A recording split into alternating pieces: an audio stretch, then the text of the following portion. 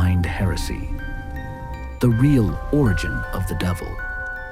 The devil you fear was not born in hell. He was invented in committee rooms, exile camps, and political crises, by people trying to explain why God let them suffer. Here's what almost nobody tells you. The word Satan doesn't appear in the Bible as a name for thousands of years of its development. It appears as a job title. In Hebrew, ha-Satan means the accuser, a prosecutor, a member of God's own divine court. In the book of Job, he isn't evil. He's an employee. He walks into a heavenly meeting, makes a case against a man named Job, and God allows the test. No horns, no pitchfork, no rebellion, just bureaucracy with cosmic stakes. So where did the monster come from? That's the part they don't put in Sunday school.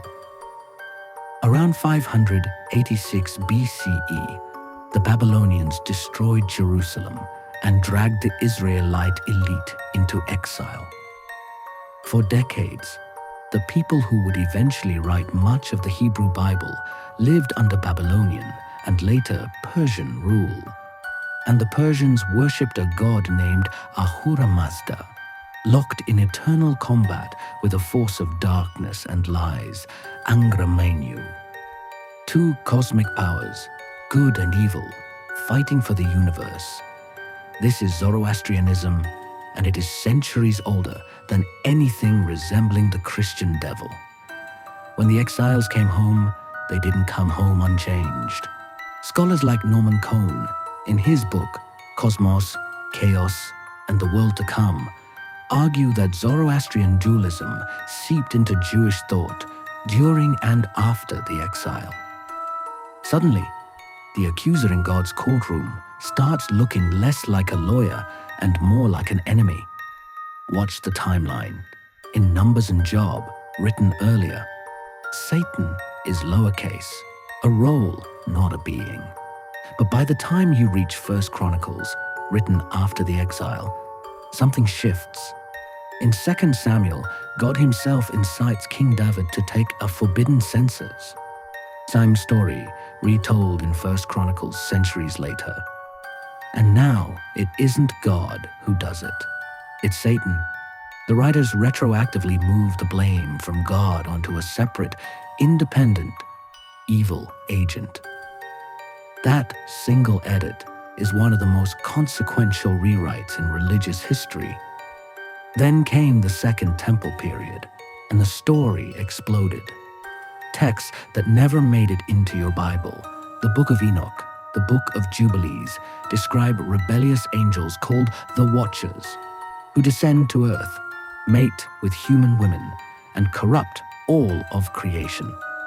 Their leader is sometimes called Azazel, sometimes Semjaza. This is not Genesis. This is extra-biblical mythology, wildly popular among Jews in the centuries before Jesus, and it directly shapes how later writers imagine a fallen, malevolent, spiritual being. By the time you reach the Gospels and Paul's letters, written in Greek under the shadow of Rome, Ha-Satan has become Ho-Diabolos, the slanderer, the accuser, turned cosmic enemy. The prosecutor from Job's courtroom has become the ruler of this world, as Paul calls him in 2 Corinthians. The transformation took roughly 500 years, 3 empires, and at least one foreign religion's theology grafted onto Israelite monotheism. And here's the part that should genuinely unsettle you. Early Christian theologians like Origen and later Augustine inherited a patchwork of these traditions and had to stitch them into something coherent. They borrowed the fallen angel narrative from Enoch, even though Enoch was excluded from most biblical canons. They borrowed cosmic dualism from Persia. They borrowed serpent symbolism from Genesis, where the serpent in Eden is never even named Satan in the original text. That identification doesn't show up explicitly until the book of Revelation, written almost 600 years after Genesis was composed.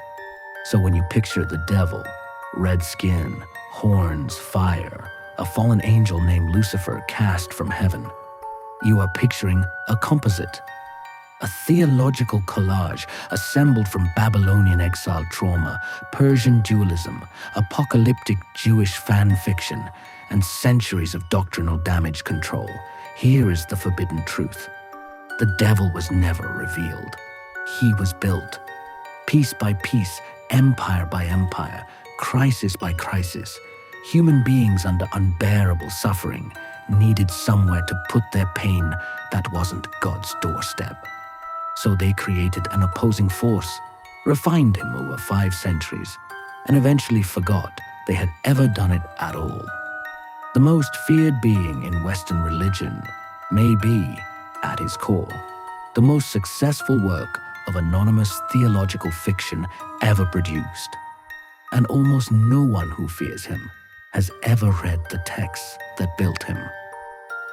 If a courtroom prosecutor can become the Lord of Hell in 500 years, you have to ask what other certainties in your worldview were built the same way. And that's exactly what we're tearing apart next.